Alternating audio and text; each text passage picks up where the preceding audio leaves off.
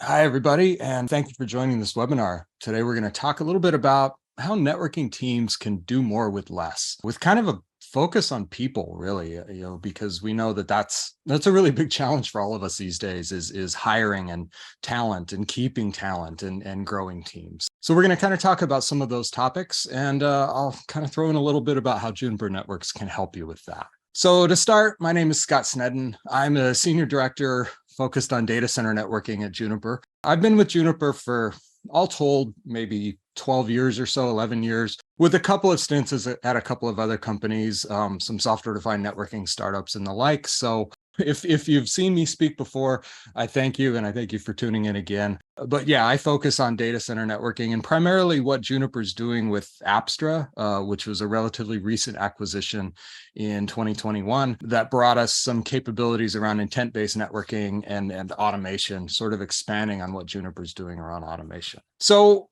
to talk a little bit about the data center landscape and how we see it, things are getting complicated. We all know this. Data center networks are hard. They can be complex. The architectures are oftentimes bespoke and custom for each application. So operating those environments becomes really, really difficult.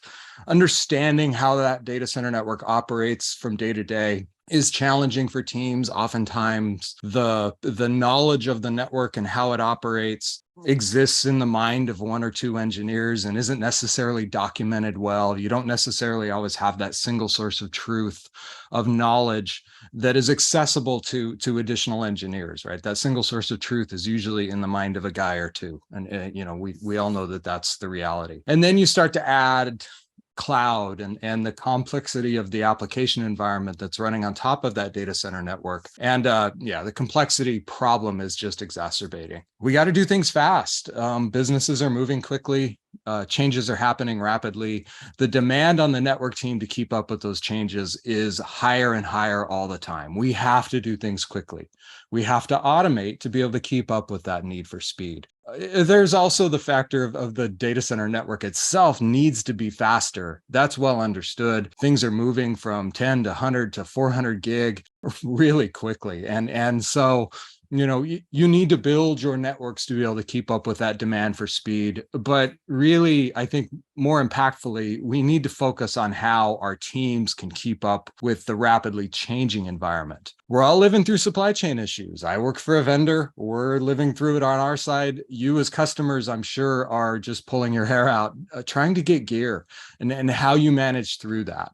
And then we're all constrained, even through all of this, even through the growth and the rapidly growing business and the need for change. You got to do more with less. Budgets are shrinking. The network isn't necessarily getting the funding that it may get in some businesses. If I think of a service provider, the network is the business, and so oftentimes the network will be very well funded because the business that you're delivering to your customers as a service provider is networking. So the funding for that might be different than an enterprise. If you're a retail enterprise type of environment, you're selling goods to end users. You're not selling network services to end users. So oftentimes the budgets for networking are an afterthought or are pretty low on the totem pole compared to other things. And so you're always asked to do more with less, hiring more people. Even if you have funding to hire more people, finding talent, finding people,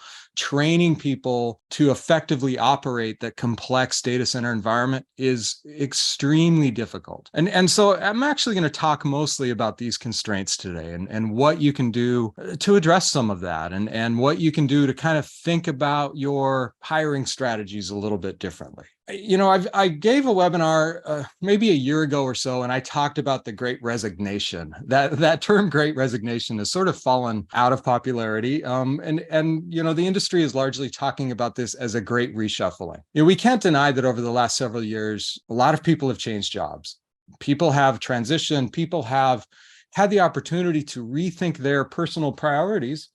And maybe being a network engineer doesn't fit in those personal priorities. So we've lost people. People have left tech. The other thing that's happening is that the competitive landscape is different with the acceptance of remote work so widely over the last few years, people are hiring in different locales than they used to. So that's becoming different. So these are just kind of throwing out some figures and things that we've seen from some analysts talking about this staffing crisis, and that staffing talent shortage is really going to stick with us for a while.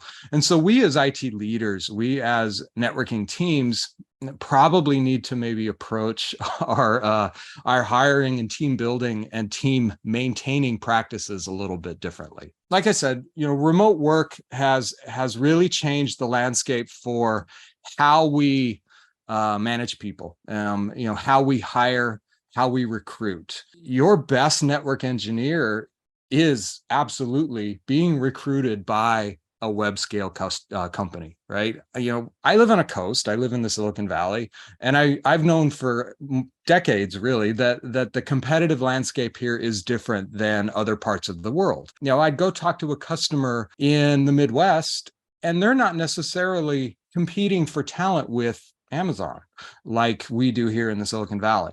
Well, that's all changed. With remote work, those web scale companies, those companies with the big budgets and the really attractive recruiting efforts are coming after your best people. And so you've got to really consider that the competitive landscape for hiring has changed and made keeping people even more difficult than it ever was before. We have to face facts that a lot of us with experience in the technologies of the past are aging out. The CCIEs of the world are becoming senior and are probably thinking about the next phase of their careers or the next phase of their lives. And we're probably going to be facing a lot of retirement in our expert network engineer population. And frankly, new college grads and young people coming into the industry, they're not studying network engineering. They're focused on other topics like cloud practitioner. They're studying computer science and going into programming and writing code.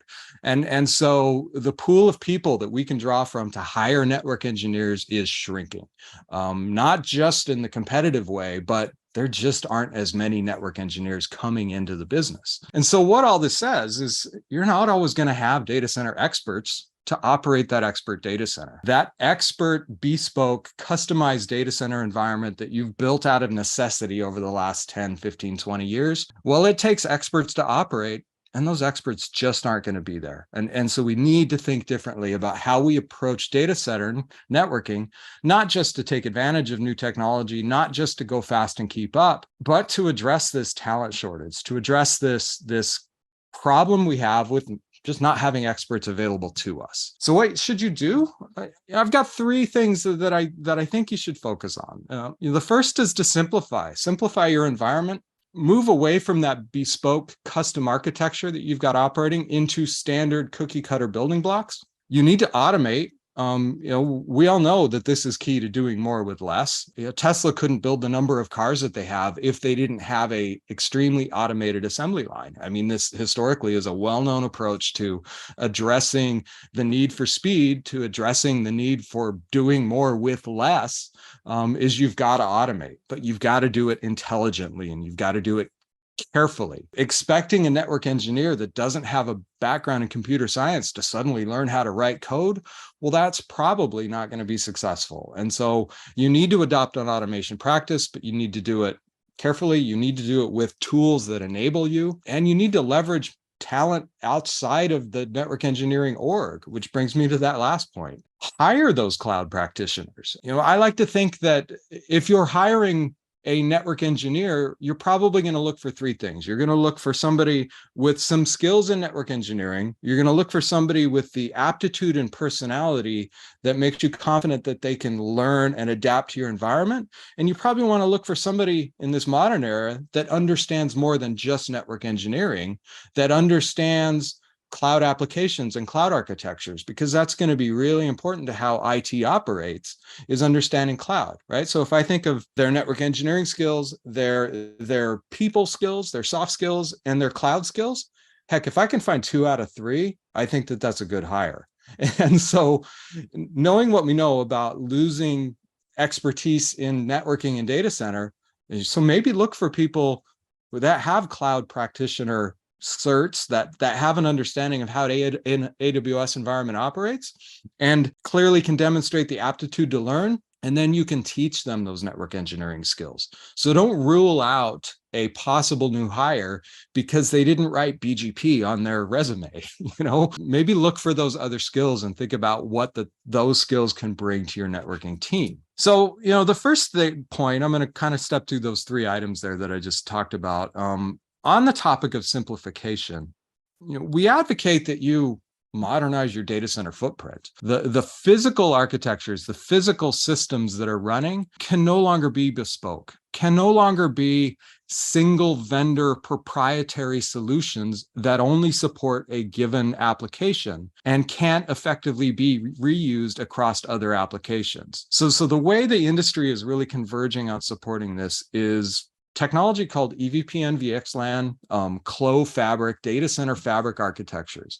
These are simple cookie cutter approaches to data center architectures that allow you to build small to medium to massive using the same building blocks.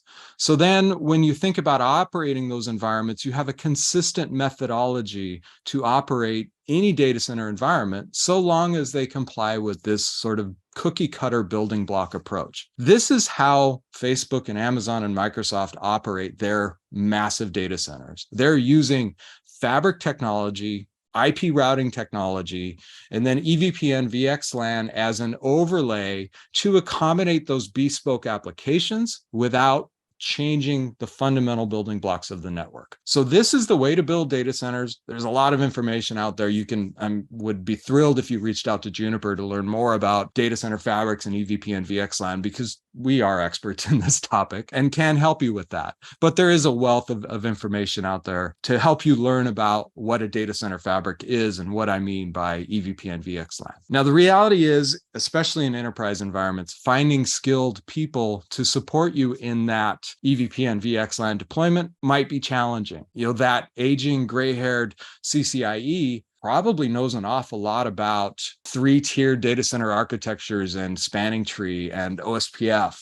I've got skills in that area myself. They might not be abreast of the most modern IP fabric technologies. So look to tools to help you with that.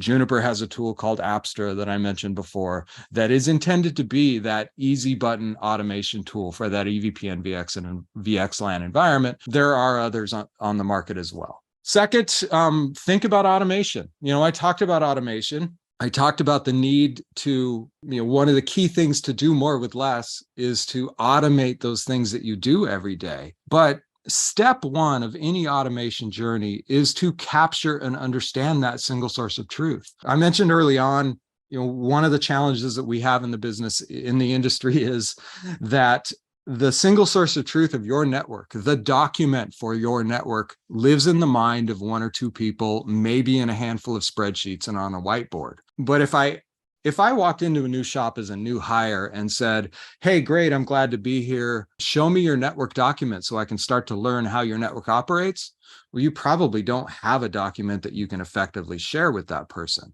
Let's be honest, your documentation sucks. It just does. And so the reason your documentation sucks is because documenting sucks. People don't want to do it. It's hard. It's tedious. So look to tools to help you with that. One of the values of this Apstra solution that Juniper is positioning is that it is the tool that you use to design and deploy your network. So it's capturing that single source of truth into a digital format from day 1, from day 0, as you're designing your network environment. So that single source of truth is created as you go. It is drawn out of the mind of that engineer as you create and define the network service. And then it's self-documenting as you deploy. So when that new hire comes on board and says, "Can I see your document?" the answer is, "Well, let me show you how to use the tool." And the tool is the document. It is the single source of truth. And then you have something that can translate to your next new hire and your next new hire. And also, it's not super complicated. So if that new hire engineer doesn't speak BGP, Well, that's okay, because the tool is going to help them through the processes that they'll need to adopt to make changes to that network without needing to understand a vendor specific CLI or a vendor specific implementation of data center fabric. So start from that single source of truth, start from a practice that is validating your deployments and then automating your deployments using a very careful methodology that doesn't break things as you go. We've all heard stories about, automating bad just propagates bad. If you make manual changes and you make an error in your methodology in that manual change, well, that error is usually detected pretty quickly because you probably broke something while you were typing. If your automation methodology is flawed and you push something into the network that isn't validated, that isn't checked as you go, well, that small problem suddenly becomes a very large problem. So your automation practice needs to include validation. I spent time with an engineer from AWS a couple of weeks ago at an event, and he talked about, this sort of NetOps, infrastructure as a code 2.0, where we in the industry have worked hard to build automated practices and build automation, but we've not necessarily focused on codifying the validation and the testing process. And so as you're thinking about automation practices, you need to factor in automated validation and testing as part of that deployment automation, or you're just, propagating bad more quickly. So, we've got a lot of thoughts here at Juniper on how to do that and what the tools are that you need to do that. I'll talk about a couple in a moment. And then the next thing that I think we really need to do, and this starts to get into how we hire those cloud practitioners and how we look to sort of revamping our teams, we need to rethink our practices. We need to rethink our processes. I've seen a lot of environments where people have developed a really strong infrastructure as code practice within their business, but the network team is frankly left out of the conversation. You're going to probably have teams within your environment who are really good at deploying applications from top to bottom in public cloud that can set up a new environment, create all the networking context needed for that environment, and deploy that application in minutes on a public cloud footprint. But then if they try to do the same thing in your private cloud, well, they've probably got tools to do the server stuff really well. Maybe they're using VMware or Kubernetes or something, and they can create that application environment, the server environment, and even the storage environment in a fully automated, codified way. But then the network team is still a trouble ticket away.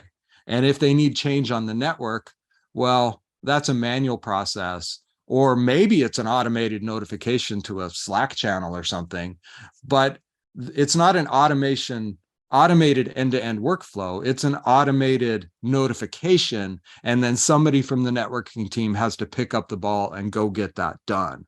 So when I say rethink operations, I'm talking about integrating the networking workflows into those infrastructure as a code workflows, into those DevOps workflows, presenting the network as a service, much in the same way a public cloud environment includes the network as their service. And so when I say rethink operations, I'm talking again about that infrastructure as a code 2.0, where validation and testing is a part of the process, but also I'm talking about, hey, network team, get a seat at the table with the application team and understand the demands for that private data center and work together with that application team to build automated workflows that fit with their requirements so that the trouble ticket process is removed from the equation. So the call a guy and wait 3 days for them to provision a VLAN no longer becomes a part of the process, but instead that VLAN is created automatically as part of an end-to-end automated workflow. Getting into the sort of commercial aspect of the session here right now, we at Juniper Networks approach this using a tool we call Apstra. Apstra was a startup, Silicon Valley startup that Juniper acquired in 2021 that brings us an intent-based networking solution. Apstra created this intent-based networking term in briefing some analysts when they were first starting out, that term was coined. A lot of other vendors have been using this intent-based networking term in their marketing materials for a little while as well. But we really stand behind the fact that we invented intent-based networking. Now, what is intent-based networking? Intent-based networking is simply stepping back from the machine-driven process of defining your network by configuring devices, and instead defining your network using a set of terms that declares what the network service is or needs to look like. So declaring that intent is really the process of designing a network service. From a high-level perspective, I need to connect applications A, B, and C with these characteristics. And I'm going to use these sort of numbering schemes and methods to create that service. So declaring the intent before I go into the build and deploy process. And so what we do with Apstra is we give you a tool to capture that intent or define what the network service needs to look like through a design phase. And we've got some GUI-driven approaches to doing that. Then we enter into the build phase where we start to take that declared intent of what a network needs to look like and match that to infrastructure. So in the build phase, we're taking that design and we're associating it with racks and switch types and definitions of network infrastructure. Because I've used a tool to design and declare the build of that network, now I have a document that clearly defines what the network is supposed to be. I can spit that document out in the form of an Excel spreadsheet and hand it to an installer and instruct them to go cable the data center based on that build sheet that can be generated from Apstra. Then once that data center is stood up and the switches are plugged in and connected, I move to the deploy phase. And what Apstra will do is take that declared environment and convert it to that machine code, convert it to those CLI terms that are applicable for Juniper or Arista or Cisco or Dell EMC running Sonic. We can create the configurations and push those onto the device, so delivering that automated deployment process. And then we're doing this in a validated manner. We're checking that design and build, and we're checking that deployment as we go, validating that things get deployed correctly. And then we get into this system where we can then monitor the operation of the environment. So as part of the Apstra solution, we've got a set of probes and data collection and analytics that run on the network and compare the operating state against that single source of truth or against that living digital document of your network. So it becomes an operations tool and a troubleshooting tool. It becomes a monitoring tool and an alarming tool. So you use this tool to design, build, and deploy. And then going on, you use this tool to monitor and operate the network and implement any change that needs to happen. And you do all that in a validated fashion that's constantly checking.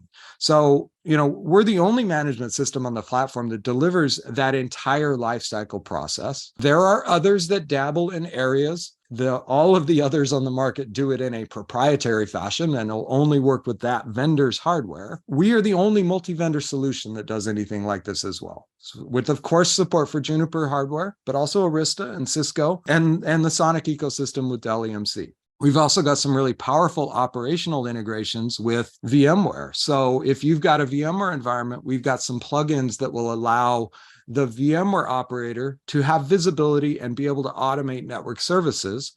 And we have through that plugin, we have the inverse where the network operator can visualize where virtual machines are, where virtual networks are, whether it be a vSphere or an NSXT environment, and can make sure that network services are aligned. And when there are mismatches or variances, those alarms are bubbled up and operators are given advice on where to go to troubleshoot issues.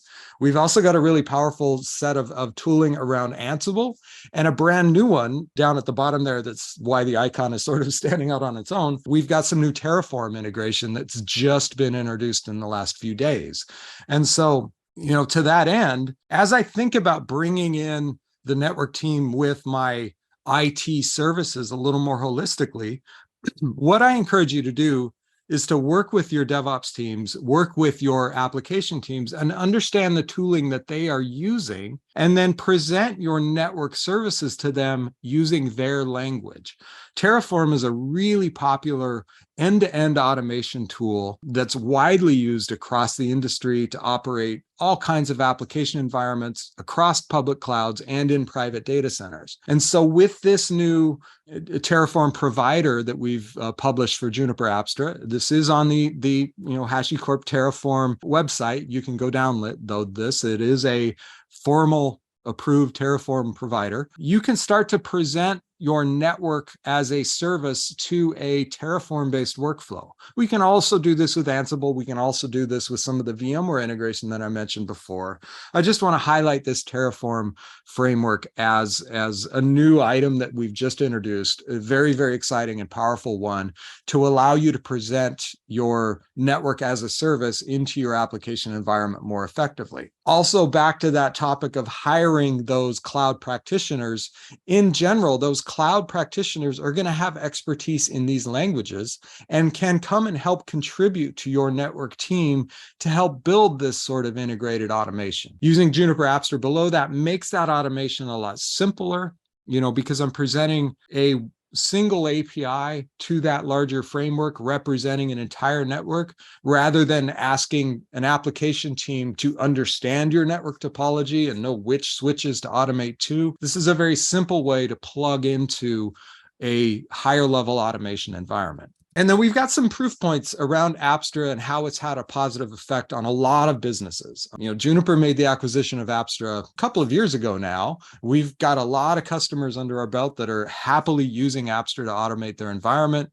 And then Apstra was a standalone company for a few years before the acquisition. So there is a long history of customers showing success using this tool to operate their environment. We worked with Forrester in 2022 to do a total economic impact study. That study is available on the Juniper website. I encourage you to take a look at it, but it quantifies some of the return on investment that we've seen. It quantifies some of the savings in time and process that customers have been able to realize using the Apstra tool. And it also gets into some anecdotal things about cost savings by eliminating licenses. We've got examples of customers who have moved away from Cisco ACI as a operations tool, keeping their Cisco network Nexus switches in place. So they're still operating their Nexus switching environment, but are using Apstra instead of ACI as the operation tool.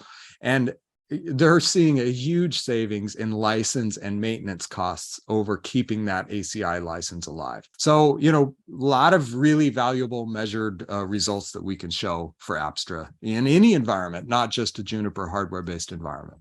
And then I want to leave you with some advice on what people can focus on and what you can do with those people. So, one of the conversations that always tends to come up when we talk about automation is, well, what are your network engineers going to do if you effectively implement an automated environment? If your engineers are spending all of their time provisioning VLANs and you eliminate the need for them to provision VLANs all day long, well, what do? Are you going to fire them all? No, I don't want you to fire them all. These are very valuable, very smart, talented people. I want you to repurpose them and use them more effectively. And so, when I think about what an effective technical team looks like, well, included in that team is mentorship. Included in that team is allyship and technical community and the ability to learn and share from your peers. And when you're hiring new college grads, they want that. They want leadership and mentorship from senior team members to show them the way. I had that when I was a young engineer, and I really cherish and value the relationships I built with the people that were senior to me when I was getting started. And I would have never become the network engineer that I became without a guy at the phone company showing me how to punch down wires in a cable closet, right? That knowledge and foundational understanding of how networks worked was invaluable. And it's on us, the senior engineers, to share that information and not just sit at a cubicle or in an office with the door closed, punching away at the keyboard, fixing VLAN problems all day. And so one of the really valuable things we can do is teach and share and provide a path for young engineers to come into the industry. Another thing that I'm struck with often, and I think about all the time, is I was talking to a tech blogger who's running a very popular, tech website. I talked to him several years ago, and at the time he was really struggling with the business aspect of keeping this blogging and podcasting website running.